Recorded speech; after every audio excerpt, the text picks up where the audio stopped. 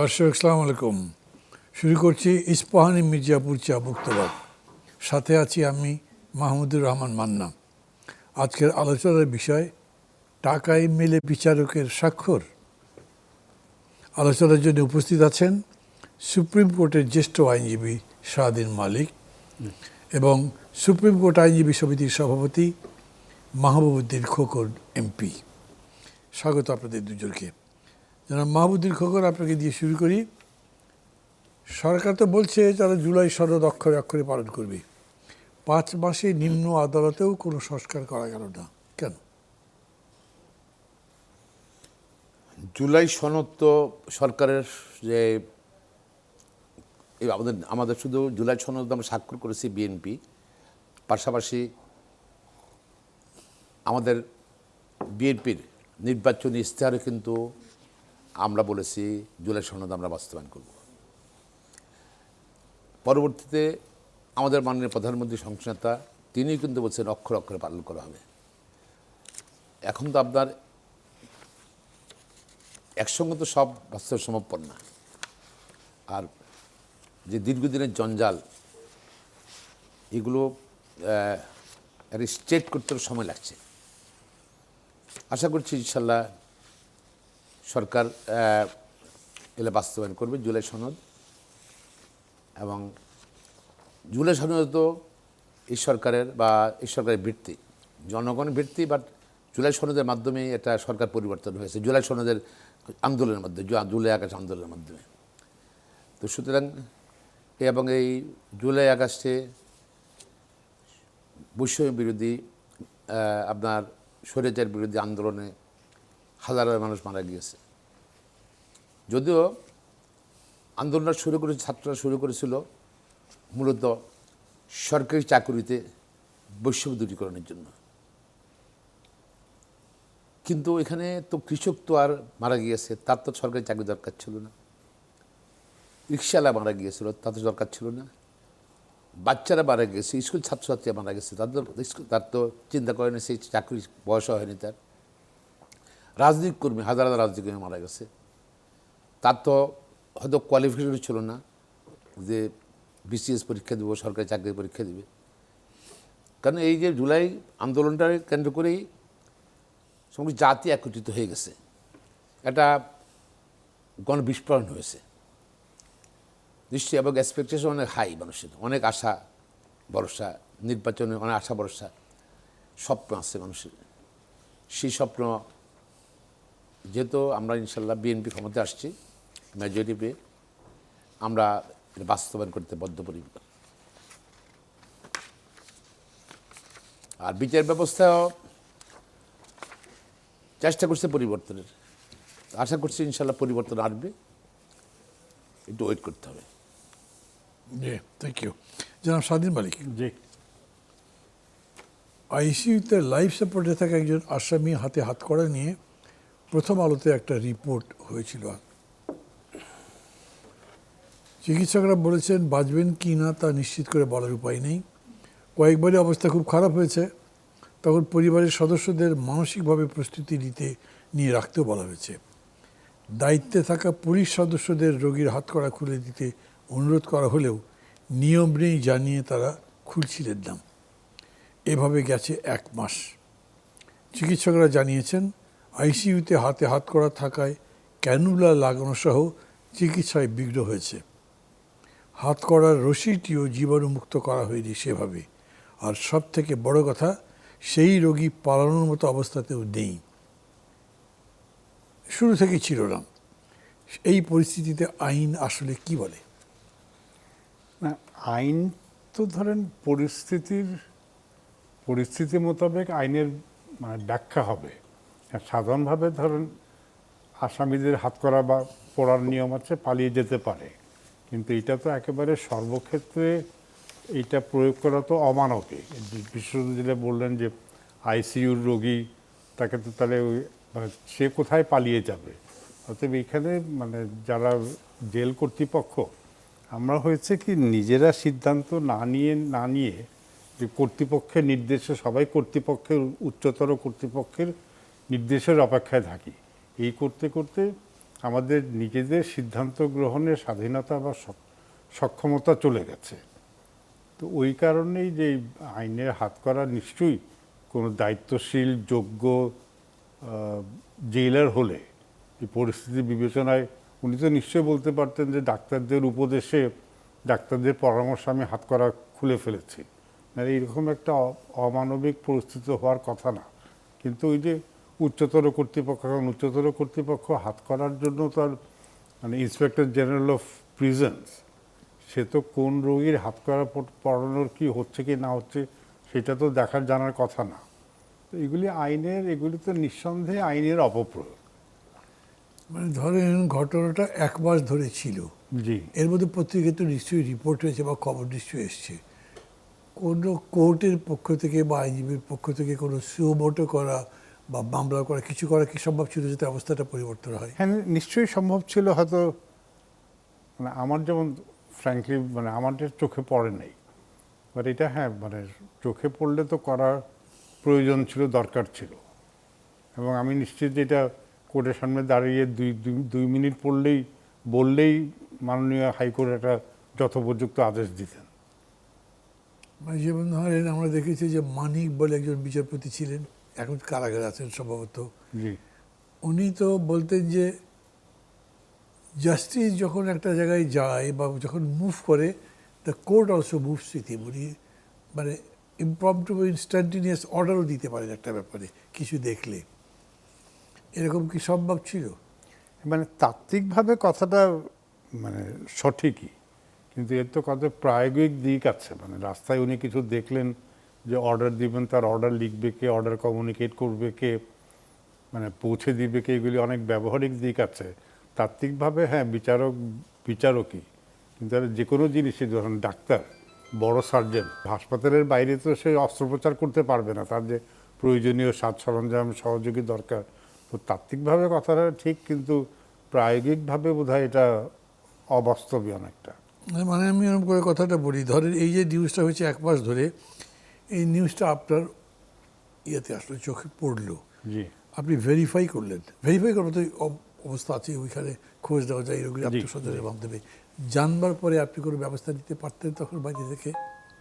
হ্যাঁ ওইটা আমরা বলি সুমোটো, মানে স্বপ্রণোদিত হয়ে বিচারপতিরা ব্যবস্থা নিতে পারতেন। কিন্তু এটা মানে এটার অন্য দিকটা হলো ধরুন 1টা 2টা 3টা ব্যাপারে বিচারপতিরা স্বপ্রণোদিত হয়ে ওই খবর দেখে বা কিছু দেখে মানে ব্যবস্থা নিলেন বা আদেশ দিলেন। কিন্তু তার উল্টো দিকে হলো কি, এরকম তো অঘটন ডেইলি অনেকগুলি হচ্ছে, অনেক সংবাদ আসছে, তখন অন্য সংবাদের ভুক্তভোগীদের মনে একটা বিরূপ ধারণা তৈরি হবে যে ওর ব্যাপারে হয়েছে, আমার ব্যাপারে কেন হলো না। এই জন্য বিচারপতিরা আমাদের আইনজীবীদের উপরে নির্ভর করেন, যে আইনজীবীরা যখন তাদের নজরে নিয়ে আসে তখন ওই মানে ওই পক্ষপাতিত্বের ব্যাপারটা থাকে না। তো এটাও আইনজীবীদের, আমার যেটা বললো না, আমারও চোখে পড়ে নাই।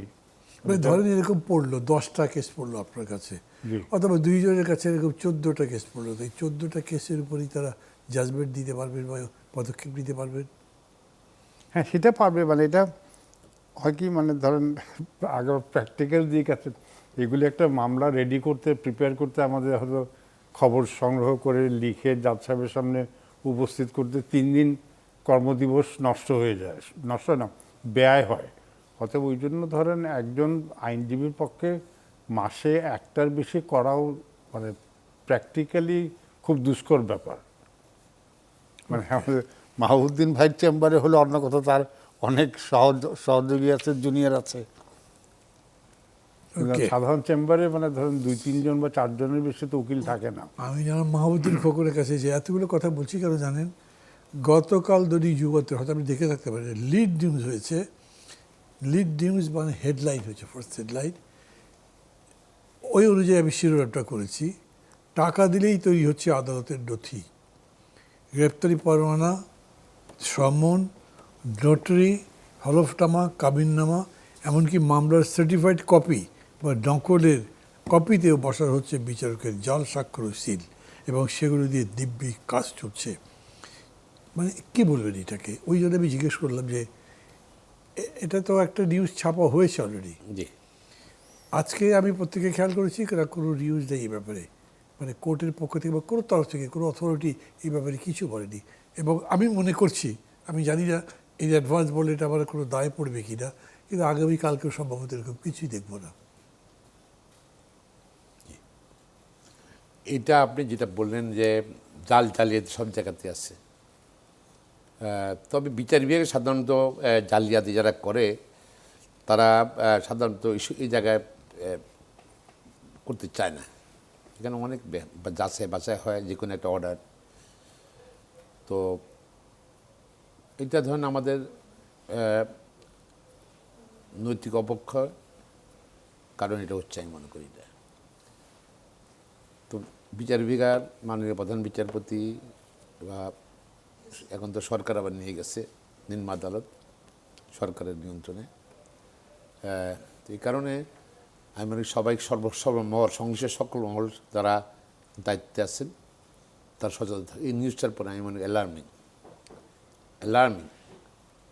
এবং এই জন্য সবাই কিন্তু এ ব্যাপারে সচেতন থাকা উচিত, যেন ইন ফিউচারে যেন এটা মিসইউজ না হয়, এরকম জালিয়াতি না হয়। আর আপনি যেটা বললেন যে একজন রোগী সম্বন্ধে একজন আসামি গ্রেপ্তারে আইসিইউতে আছে, একবারে আইসিইউতে হাত করে নিয়ে কথা বললেন, এটা কিন্তু এটা অফেন্স আমি মনে করি। কারণ একটা লোক গ্রেপ্তার হলেও কিন্তু তার অধিকার আছে, রাষ্ট্রের দায়িত্ব তাকে চিকিৎসা করানো, তাকে খাওয়া দাওয়া, হোয়াট এভার, সে দায়িত্বের মধ্যে পড়ে। আইজি প্রিজন এটার দায়িত্বে আছেন, তার সংশ্লিষ্ট কর্মকর্তারা আছেন। তো একটা লোক তো আইসিইউতে সে পালাবে কীভাবে, তার নিঃশ্বাসে পালিয়ে যাওয়ার অবস্থা। সে সময় আমার মনে হয় এটা যারা দায়িত্বে ছিলেন সেই ভদ্রলোকের ব্যাপারে, তাদের ব্যাপারে আমার মনে হয় অ্যাকশান নেওয়া উচিত আমি মনে করি। কারণ এটা তার অধিকার আছে, অধিকার লঙ্ঘন করছে, তার জীবনের ঝুঁকিতে ফেলে দিচ্ছে। এমনি ঝুঁকিপূর্ণ ছিল, আরও ঝুঁকিতে ফেলে দিচ্ছে। শাস্তির ব্যবস্থা করা উচিত আমি মনে করি। আরও দুটো তিনটা ঘটনা আমি আপনাকে বলবো। একটা হলো যে একজনের বাবা মারা গেছেন, তিনি জেলে ছিলেন, তিনি বাবার জানাজায় আসছেন, ছবি ছাপা হয়েছিল পত্রিকায়। আমি মানে আসামি বা সেই ব্যক্তির নাম এখন মনে করতে পারছি না, কিন্তু তার হাতে হাত করা ছিল, খুলে দেওয়া হয়নি, রিকোয়েস্ট করেছিল। এবং বাবার মৃত্যু জানাজায় পড়বে, তো হাত করা কেন, ওটা খুলেই দেওয়া হয়নি। এরকম একটা ঘটনা ঘটেছে। তারপরে আপনার এরকম হয়েছে, ধরেন যে মানে জলজান্ত প্রমাণ আছে, তারপরেও মানে একজন আসামির প্রতি কোনো দয়া দেখানো হয়নি। আমি নিজে তখন জেলে ছিলাম, জেলে ঠিক না, মানে আমি জানি না যে এটা বিচার বিভাগের আওতার মধ্যে পড়ে কিনা, যখন ওই যে রিমান্ডে নেওয়া হয়, আমারটা ঠিক রিমান্ডেও নয়, গ্রেপ্তার হবার পরে আমাকে রাখা হয়েছে, কোনো খবর ছিল না তত দিন দুয়েক। সেই সময়ের মধ্যে একজনকে দেখলাম যে গল্প করলেন সবাই, একজনের হার্টের একটা প্রবলেম ছিল, উনি ব্যথা বলছিলেন এবং কাতরাচ্ছিলেন, পরে পড়ে গেছেন। তখন ভেতরে যারা আছে তারা সবাই সিপাহীকে ডেকে বলেছে, লোকটা তো এরকম হয়েছে, তার মধ্যে হার্টের অ্যাটাক হয়েছে, একটা ডাক্তার খবর দিন ইত্যাদি। সেন্ট্রি বলেছে না, আমি যেতে পারবো না, এখান থেকে সরে যাওয়ার নিয়ম নেই আমার। আরও যখন কঠিন অবস্থা হয়েছে, লোকটা যখন মূর্ছা যাওয়ার মতো অবস্থা, তখন গিয়ে বলেছে ও তো মারা যেতে পারে। মানে আমাকে 10-12 জন মিলে বলেছে, তখন সিপাহী বলেছে উনি মারা গেলে অন্য লোককে ডাকেন, আমি কিছু করতে পারবো না। And the man died. এটা কোনো নিউজ হয়েছিল করে জানি না, কিন্তু আমি 2-3 জায়গায় বলেছি, বলবার পরে কোনো রেজাল্ট দেখি নেই। এগুলোকে কী বলুন, মানে কীভাবে আইন ব্যাখ্যা করে? আমি আসলে আমাদের যে সিস্টেমটা আছে, আমি আই ডোন্ট সাপোর্ট ইট, যে আমাদের জেলে রাখার সিস্টেমটা। দেখেন, যেটা ডক্টর সাদ্দাম মালিক সাহেবও জানেন, আমি নিজেও লন্ডনে পড়ালেখা করেছি বা বিভিন্ন চিকিৎসার সঙ্গে আমাদের যা এক্সপিরিয়েন্স আইডিয়া আছে। আপনার একটা লোকের জেলে যাওয়া মানে কী কারণে জেলবেন? তাকে পানিশমেন্ট আর কারেকশন, দুইটা ওয়ে। আমরা কিন্তু আমাদের সিস্টেমটাই বাংলাদেশে আমরা ক্রিমিনাল বানাচ্ছি। কীভাবে? যে কোনো ঘটনা ঘটলো, একটা ছেলে ইন্টারমিডিয়েট পড়ে, ধরেন সেকেন্ড ইয়ারে আছে, তাকে গ্রেপ্তার করলেন, জেলে নিয়ে গেলেন। জেলে সে লোয়ার কোর্টে আমাদের জামিন লাগবে, জামিন দেবে না, জজ করে জামিন দেবে না। হাইকোর্টে এসে ঘুরলেন, আপনি লিস্ট চার্জ চালে 2 মাস 3 মাস, 4-5 মাস হয়ে গেল, তার পরীক্ষা দিতে পারলো না। 6 মাস পরে জামিন হলো। তারপর সে কোথায় যাবে? সে তো তার তার আর এর চাকরিটা সেটেল করতে পারলো না। কী হলো? এর মধ্যে জেলে হয়তো অনেক আরও খারাপ লোকের সঙ্গে মিশছে, সে ডিটেল হয়ে গেল। তো আমার ধরুন এটা সিস্টেমটা very important. First time offender তাদেরকে আপনার যদি আনলেস হিজ এ ডেঞ্জারাস না হলে তাকে আমার মনে হয় যে বেলটা ইজি করা উচিত। সেকেন্ড হলো যেটা সাজা, আমরা যে কোনো কিছুই সাজা দিয়ে দিতে হবে। ইংল্যান্ডে যেটা করে বা বাইরে অনেক দেশে আছে সাসপেন্ডেড, ঠিক আছে, 3 বছর সাজা হলো, সাসপেন্ড করা হলো, এটা সাজা খাটতে হবে না, অন কন্ডিশন নেক্সট 3 ইয়ার যদি কোনো তুমি ক্রাইম না করো। 3 বছর ক্রাইম করলে তাইলে ওটার জন্য সাজা কাটতে হবে, আগেরটার জন্য সাজা কাটতে হবে। সুতরাং কারেকশন করার যে সংশোধনের সুযোগ দিল। আমরা কিন্তু আমাদের সিস্টেমটা, আমাদের সেন্টেন্স সিস্টেমটা, আমাদের জেল সিস্টেমটা, জামিনের সিস্টেমটা আমরা নিজেরাই কিন্তু হাজার হাজার ক্রিমিনাল প্রতি মাসে তৈরি করতেছি এবং সরকার নিয়ন্ত্রণ করতে পারতেছে না এদেরকে। এমনিতে বেকার। আপনি ধরুন আমাদের দেশে কোটি কোটি মানুষ বেকার। সরকারি নিজে ফখরুল ইসলাম আলমগীর বলেছেন শিক্ষিত বেকারের সংখ্যা 4 কোটি। কোটি কোটি মানুষ বেকার।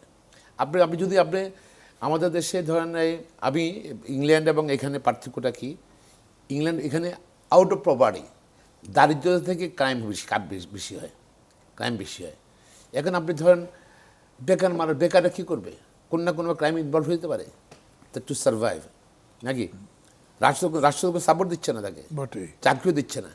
এবং এই জন্য আমাদের সঙ্গে গরিবত্বের সঙ্গে, পুরনেসের সঙ্গে, এই পভার্টির সঙ্গে ক্রাইম জড়িত আছে। কিন্তু আপনি ইংল্যান্ডে ক্রাইম কম কেন? ওখানে হলে ওখানে পভার্টি ওরিয়েন্টেড ক্রাইম খুব কম। ওখানে কিন্তু অন্য অ্যামিউজমেন্ট, সেক্স ওরিয়েন্টেড ক্রাইম কিন্তু বেশি। টাকা ওই যে বেকার ভাতা পায়, আবার ওখানে কন্ট্রোলও আছে। যদি কোনো ক্রাইম করে, যদি তার এখানে কাজ করতে হবে, খাটতে হবে, অনেক কিছু আছে এখানের মধ্যে, কন্ট্রোল করতে পারে। আমরা তো কোনো কন্ট্রোল নেই। তো আমাদের এই সিস্টেমটাই করে দিতে হবে। তারপর ধরুন আমাদের যেটা হলো সাজা দিতে হবে। এখানে কি আমাদের নিয়ন্ত্রণটা ভেরি ইম্পর্টেন্ট। আমাদের বাংলাদেশে যে একটা আগেও ছিল, তবে বিচারপতি প্রধান বিচারপতি এসকে সিনহাকে যেভাবে বিতাড়িত করা হয়েছে, এবং এটা রায়ের জন্য বিতাড়িত করা হয়েছে, রায় তার পরিবর্তন করে নাই, সেই জন্য তাকে দেশ থেকে বিতাড়িত করা হয়েছে, রিজাইন করানো হয়েছে।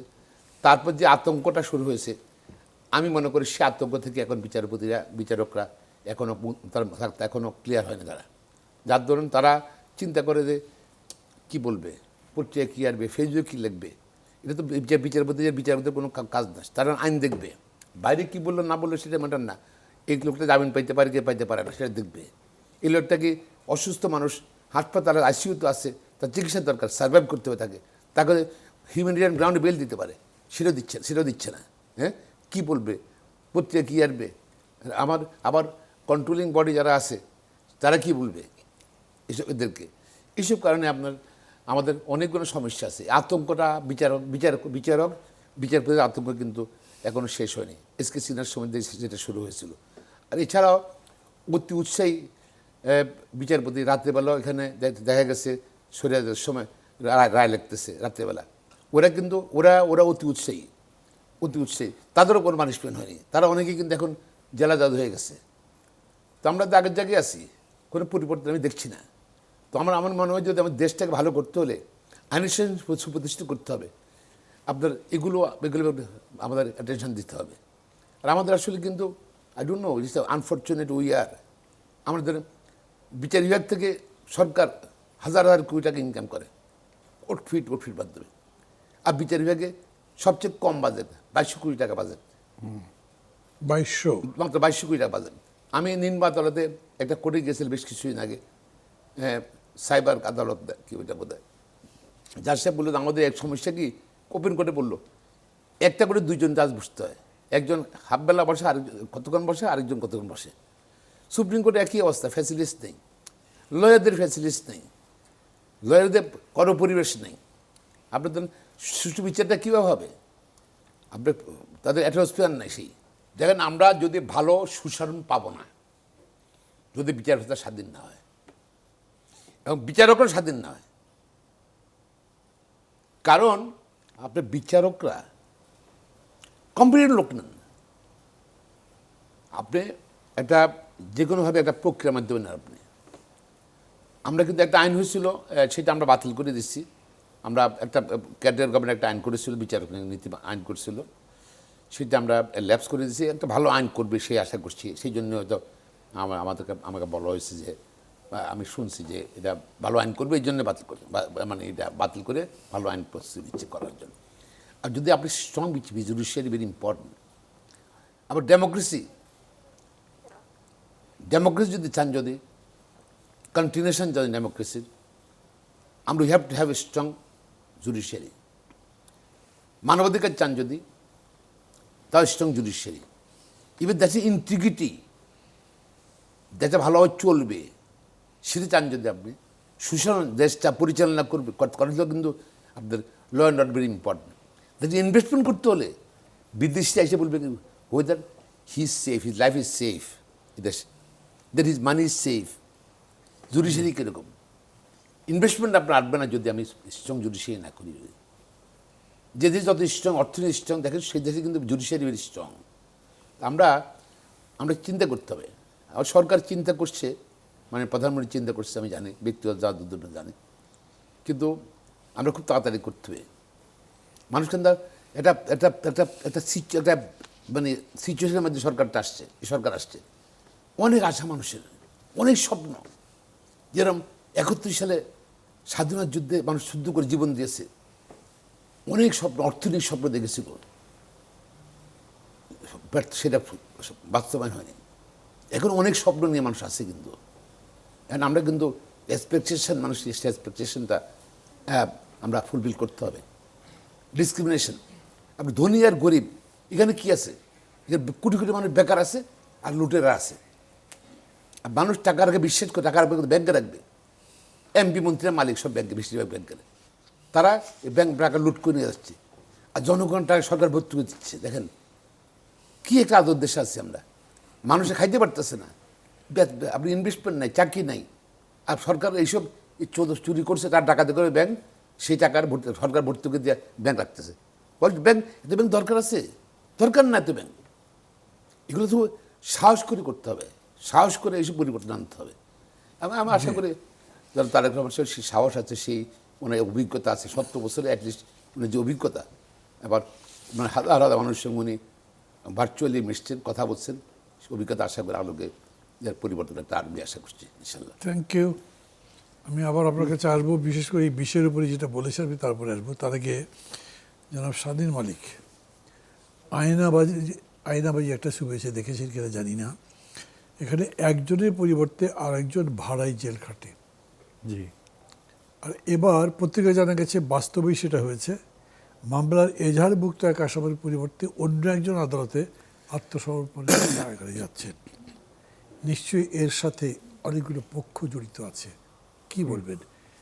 ওই বিষয়টা আমি যাব, কিন্তু এই কথাটা শুনি, বা এর সাথে আপনি বলতে চাইছিলেন সম্ভবত ওই যে আদালতের মানে বিচার ব্যবস্থার প্রতি সরকারের যে বরাদ্দ, বাজেট, এইগুলি ধরেন মানে, যেহেতু আমি আইনের জগতের লোক, তো যেই জগতে আছে সেই জগতের প্রতি একটু পার্সিয়ালিটি থাকে।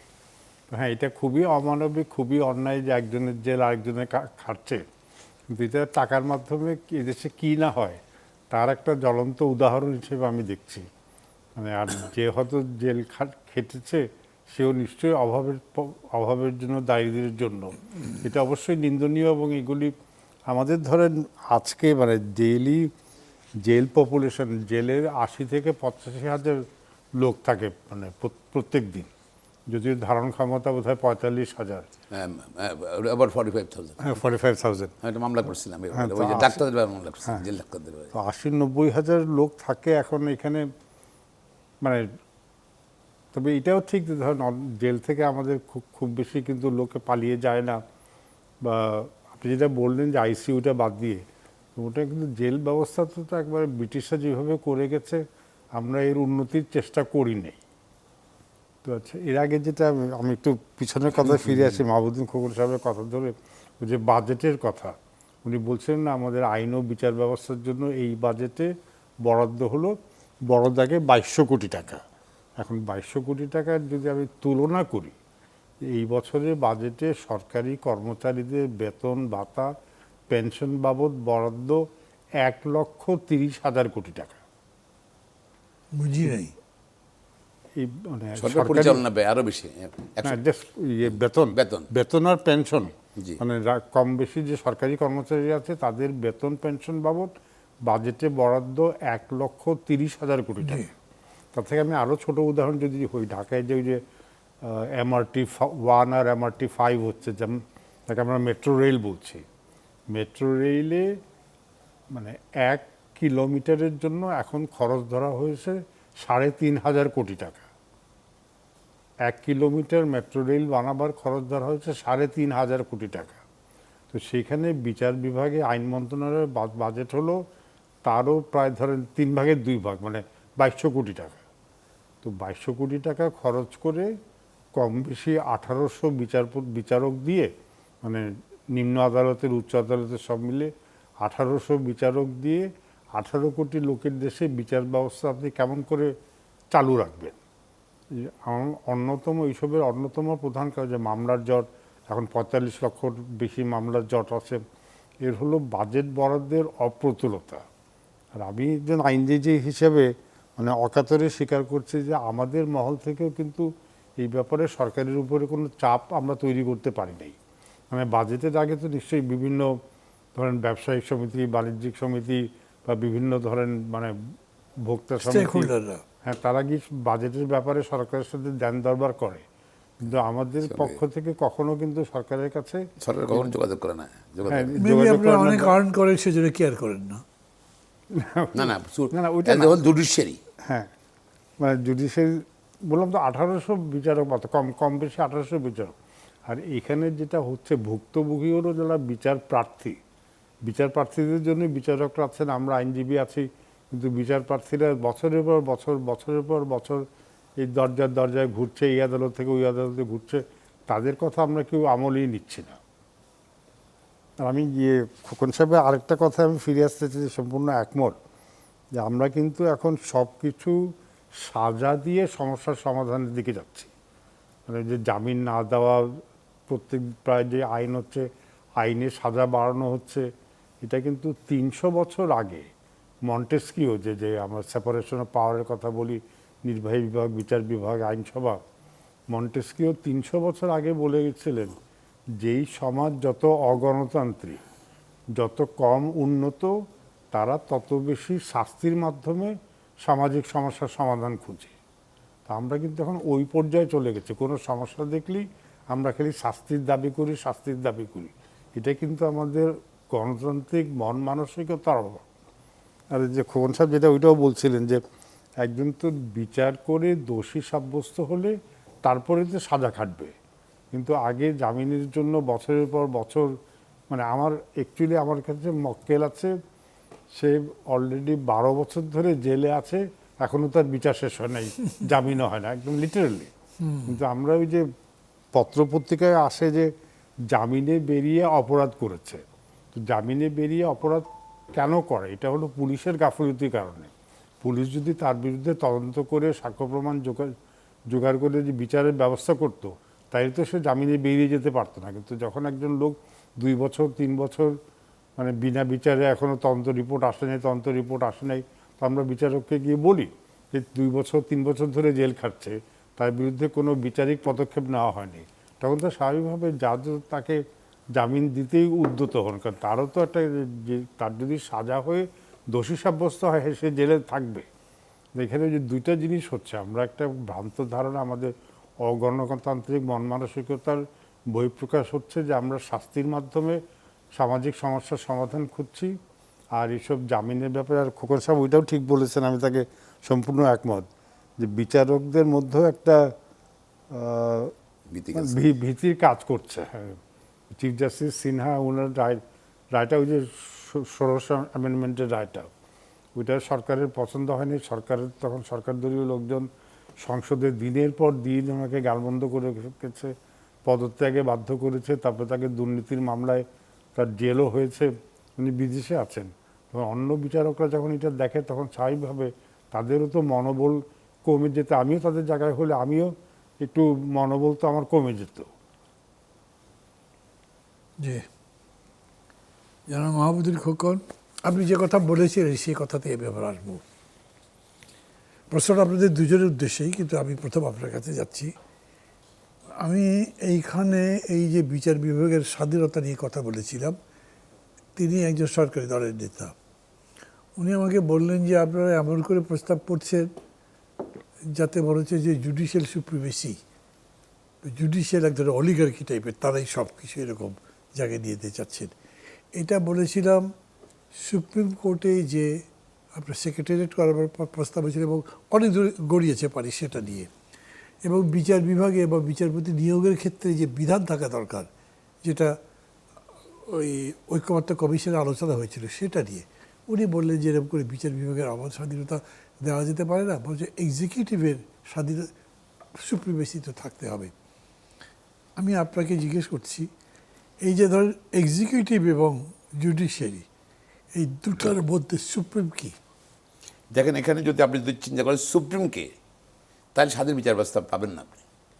এক্সিকিউটিভ যদি মনে করে আমার সরকারি কর্মচারীর মতো বিচার বিভাগে আমার কর্মচারী, তাহলে you can respect that you independent judiciary, নিরপেক্ষ বিচার পাবেন না আপনি।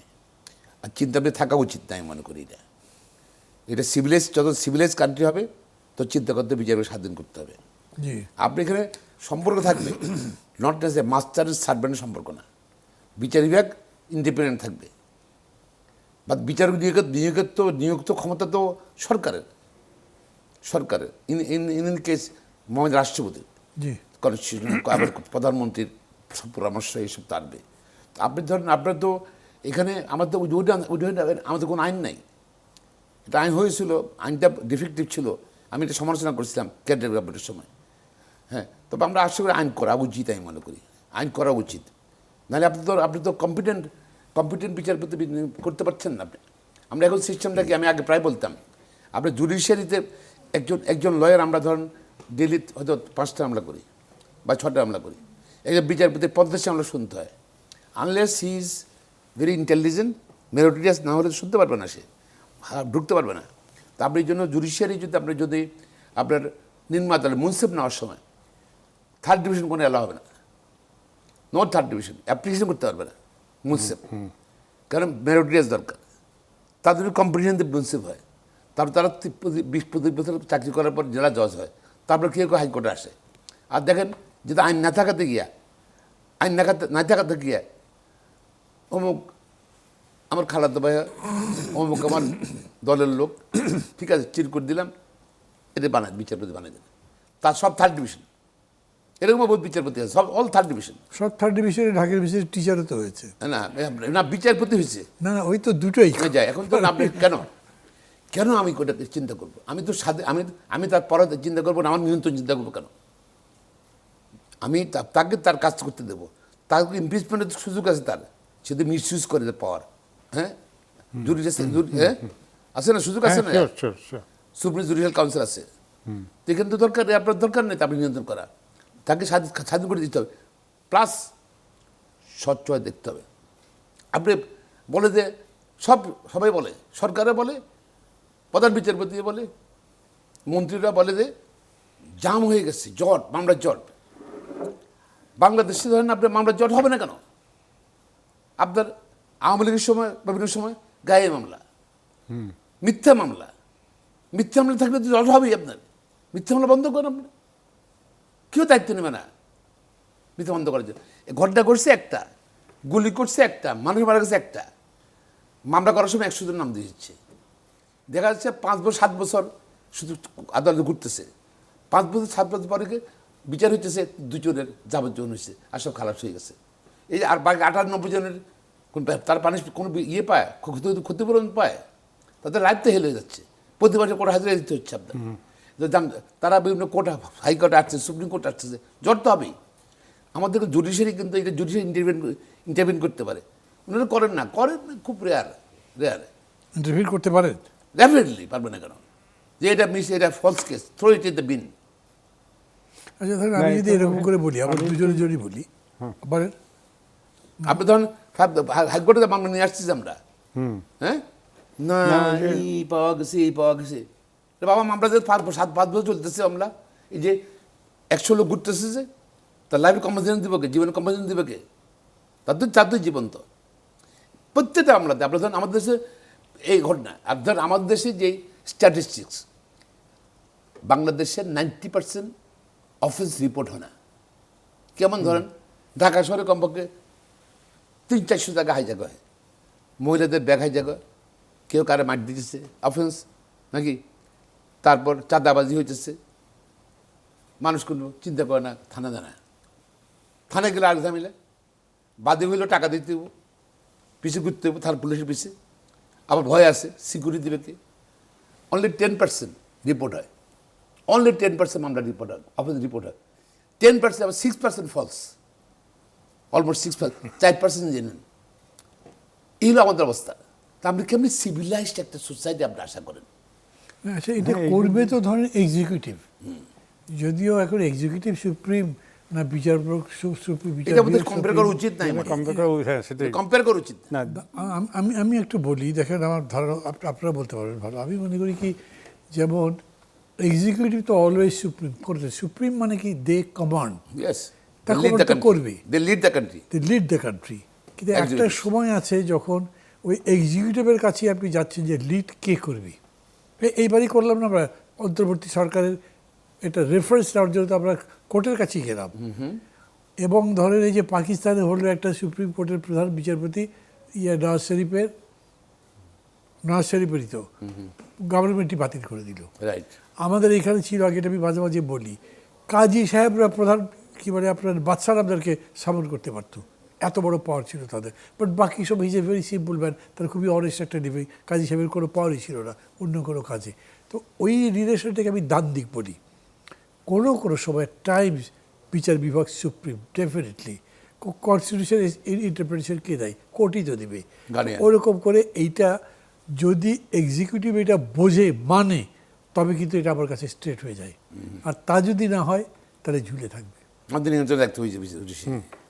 না ওই যে যেটা মামলার জট, মানে অ্যাকচুয়ালি এই সপ্তাহে তো বোধ হয় আমরা জামিনের জন্য দুজন একই মামলায় ছিলাম। খুন হয়েছে একজন ব্যক্তি, আসামির নাম আছে 206 জন বোধ হয় ছিল, 206 জনের নাম আছে একটা খুনের ব্যাপারে, 206 জন আসামি, আরও অজ্ঞাত নাম 400-500। তো এইভাবে যদি মামলা হয় পুলিশে এই ব্যাপারে, তো এটা কিন্তু মামলা নেওয়া, এটা হলো আবার পুলিশ মানে এক্সিকিউটিভের কাজ। তারা যদি মোটেও যাচাই বাছাই না করে এইভাবে মামলা নেওয়া অ্যালাউ করে, তাহলে কিন্তু মামলার তো জট হবেই। আর খোকন যেটা বলছে, যে আমার কাছে যেটা খুবই গুরুত্বপূর্ণ, আমাদের বিচারপতি নিয়োগের আইন এই 55 বছরের ছিল না।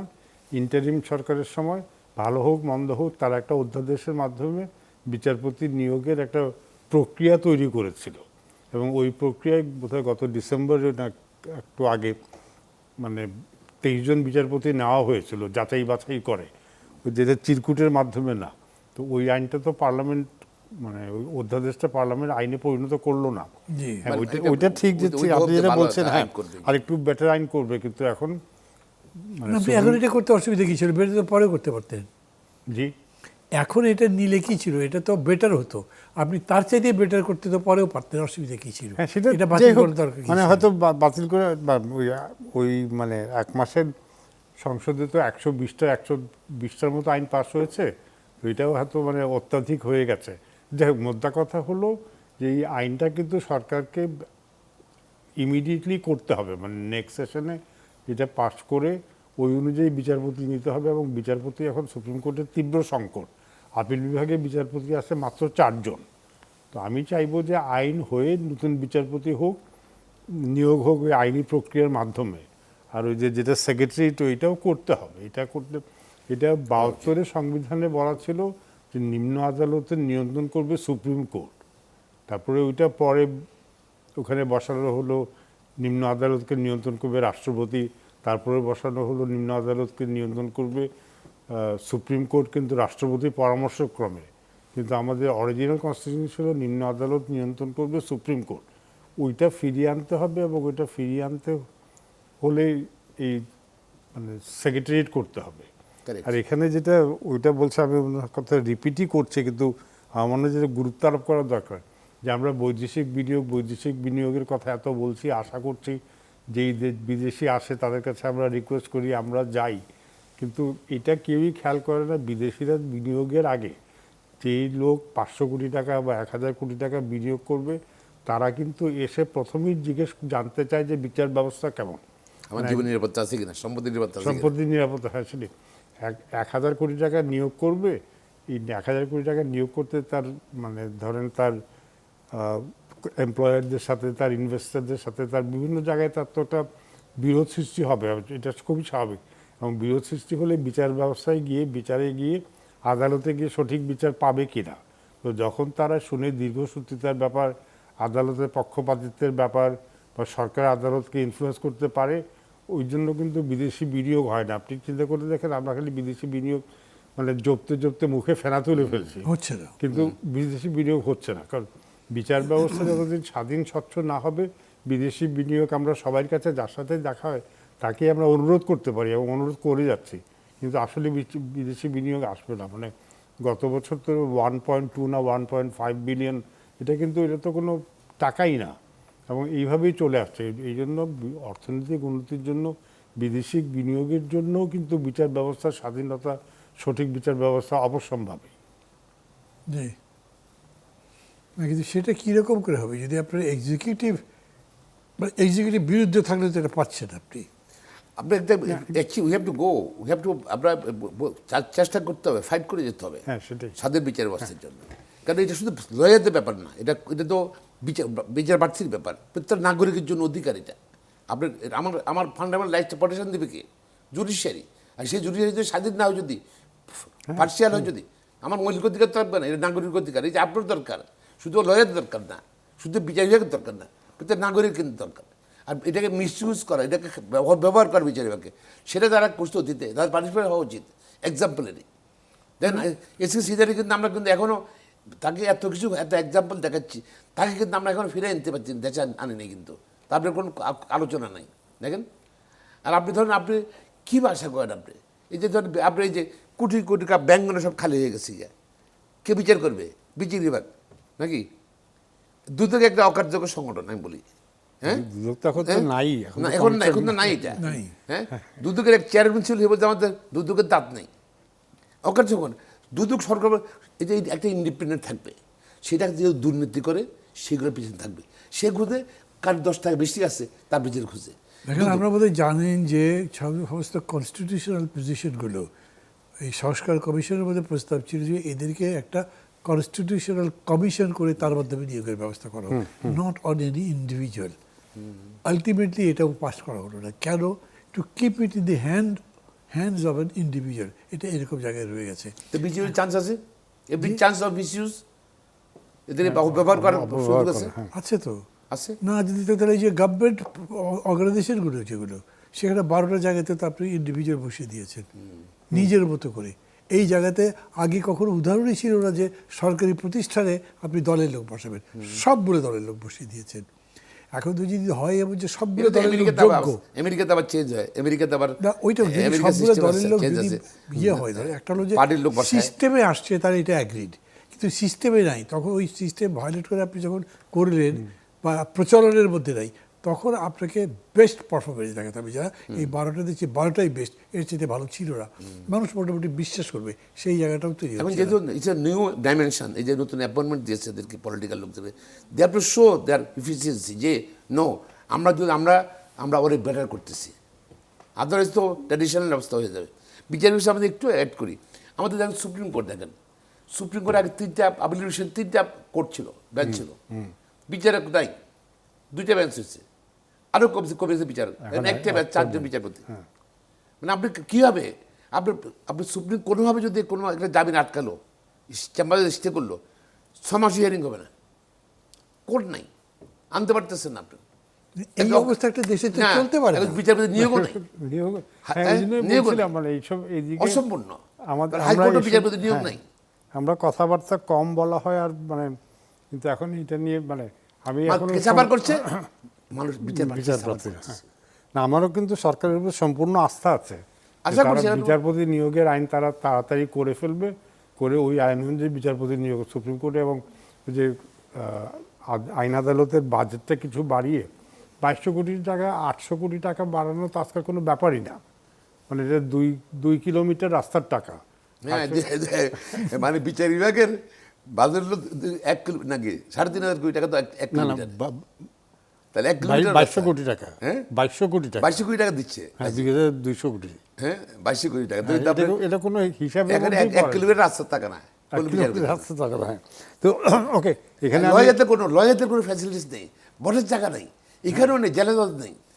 হ্যাঁ, আপনি যদি একটা সাইড যাদেরকে সাপোর্ট দেবে কোর্টকে লয়ার, তাদের করে আপনি যদি ফ্যাসিলিটিস না দেন, যদি কাজের কর্ম পরিবেশ না দেন, যদি how they are going to support the judiciary, না আছে বিচারকের শর্ট, না আছে লয়ারদের ফ্যাসিলিটিস, আমরা কোথায় আমরা জানি না। আমি এখন যেটা খুললে আমাদের একটা সুবিধা আছে কি, মানে আমি সুপার বাই নলেজ, আমি মেম্বার অফ পার্লামেন্ট হিসেবে দেখছি, মানে প্রধানমন্ত্রীর অ্যাটেনশনে নেওয়া যায়, উনি তাড়াতাড়ি এই ব্যাপারে অ্যাক্ট করেন, উনি এই ব্যাপারে ব্যবস্থা এখন ইয়ে করেন। মাননীয় প্রধানমন্ত্রী প্রধানমন্ত্রীর সবকিছু তো, আপনি হ্যাঁ। আপনি সবচাইতে যোগ্য লোক একদিক থেকে, president of the Supreme Court বল ঠিক আছে, আমারও তো আমি চেষ্টা করি, আমি তার অত বড় জায়গায় নাই। না, আপনাকে আমি ইন্ডিভিজুয়ালি বলছি না, আমি বলছি ইনস্টিটিউশন অনুযায়ী এটাই তো জায়গা, না, নিশ্চয়ই নিশ্চয়ই। এর সবসময় এটা থাকে, তারা বলবেন, কিন্তু বলবার পরেও কি হয়েছে তাই হয়নি, হয়নি বলে লোকজন আশা হারিয়ে ফেলছে। আশা মানে আমরা করছি, বিচারের আশা প্রতি করছি। মানুষের আস্থা কিন্তু অনেক কমে না, গেছে, এটা করতে পাওয়া হবে। যাবে মনে করে না। আমি স্যার বারবার একটা কথা রিপিট করছি, এখন হঠাৎ মনে হলো আমাদের যে মৎস্য ও পশু সম্পদ মন্ত্রণালয়, তার বাজেট কিন্তু আইন মন্ত্রণালয়ের বাজেট থেকে বেশি। তারা মাছও ধরে না, পশুও বানায় না, তারা সুপারভাইজ করে, কিন্তু তাদেরও বাজেট আইন মন্ত্রণালয় থেকে বেশি। এই হলো আমরা সিচুয়েশন আছি আমরা। আমাদের যেটা ফার্স্ট যেটা করতে হবে, আমাদের অর্থনৈতিক সিস্টেমটা। আমার হাতে 2 মিনিট সময় আছে, আপনারা দুজন 1 মিনিট করে বলতে পারবেন, কিন্তু সেটা বলবেন এটা আশার কথা বলেন, কি হবে, কি যে আমাদের প্রথম হলো আমাদের অর্থনৈতিক আমরা রেডিক্যাল চেঞ্জ করতে হবে, পলিসি চেঞ্জ করতে হবে, রেডিক্যাল চেঞ্জ করতে হবে।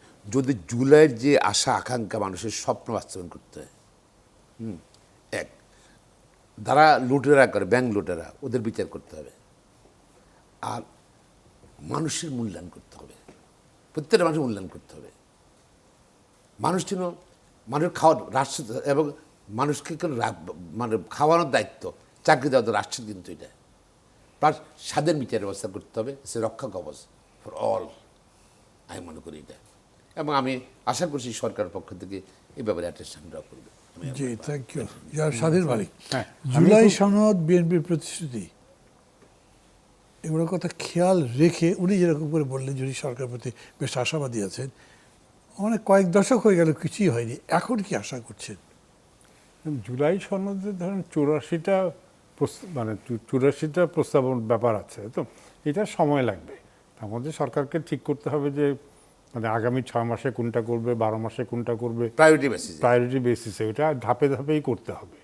আর আমার প্রত্যাশা খুব ছোট, যেটা মানে খোকন সাহেব বললেন বড় দাগে, আমি বলবো আমার এখন প্রত্যাশা হলো বিচারপতি নিয়োগের আইন, এই সুপ্রিম কোর্টের সেপারেশন করা, বিচার বিভাগকে স্বাধীন করা, তার সেক্রেটারিয়েট করা, আর কিছুটা বাজেট বাড়ানো, আর তার সাথে দুদক, মানবাধিকার কমিশন, এগুলি তো এখন মৃত, এইগুলিকে পুনরুজ্জীবিত করা। কারণ এইগুলি না হলে আমরা যে অর্থনৈতিক উন্নতির স্বপ্ন দেখছি, সেটা কিন্তু এইগুলি ছাড়া ওইটা সম্ভব না। সুশাসন আশা করছি।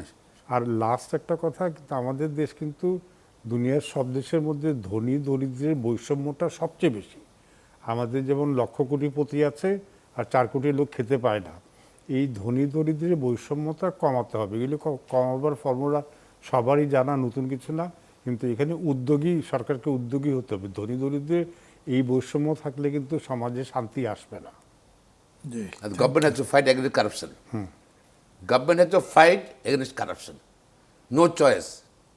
রাষ্ট্রকে এখন যুদ্ধ, কারাপশনের ব্যাপারে যুদ্ধ করতে হবে। জি, থ্যাংক ইউ। আপনাদের দুজনকেই অসংখ্য ধন্যবাদ। দর্শক মণ্ডলী, এতক্ষণ ধরে শুনছিলেন দুইজন লব্ধ প্রতিষ্ঠিত সিনিয়র মোস্ট আইনজীবী সুপ্রিম কোর্টে। তার মধ্যে একজন আবার আছেন সুপ্রিম কোর্ট আইনজীবী সমিতির সভাপতি, এবং তাদের দুজন যে কথা বলেছেন যে জুলাই আশা আকাঙ্ক্ষা মানুষের যা, তার কাছে আমরা এখনো যেতে পারিনি। আর বিচার বিভাগেই যদি ওরকম জায়গায় যেতে না পারে, তাহলে আপনি একটা ভালো ন্যায্যতার সমাজ কীরকম করে প্রতিষ্ঠিত করবেন। তারা তার সাথে যুক্ত করেছেন, যদি বিচার বিভাগের এই ন্যায্যতা প্রতিষ্ঠিত না হয়, তার মানে বিদেশি ইনভেস্টমেন্টে তো আসবে না, কারণ তারাও ইনসিকিউর ফিল করবে। দেশের মানুষ ইনসিকিউর, 10টা মরে গেলে আপনার কিছু যায় আসে না, কিন্তু বিদেশি 10টা বিনিয়োগকারী বড় বড় যদি থাকে, তারা যদি না আসে, তার জন্য 100 মানুষ মারা যাবে কমপক্ষে। কত লোক যে ক্ষতিগ্রস্ত হবে সেটা বোঝাই যায়। সেই প্রেক্ষিতে তবে শেষে তারা বলছেন, তারা আশা করেন বর্তমান সরকার এই সমস্ত বিষয়গুলো জানেন, এবং তাদের সাথে আরও বেশি আমাদের নিজেদের ডিসকোর্স করতে হবে, যাতে তাদেরকে বোঝানো যায়, কথা বলা যায়। নিশ্চয়ই তারা বুঝতে পারবেন, তাদের সেই দৃষ্টিভঙ্গি আছে বলেই মনে হচ্ছে। আমরা সেই প্রত্যাশায় থাকি। ভালো থাকবেন সবাই। খোদা হাফেজ।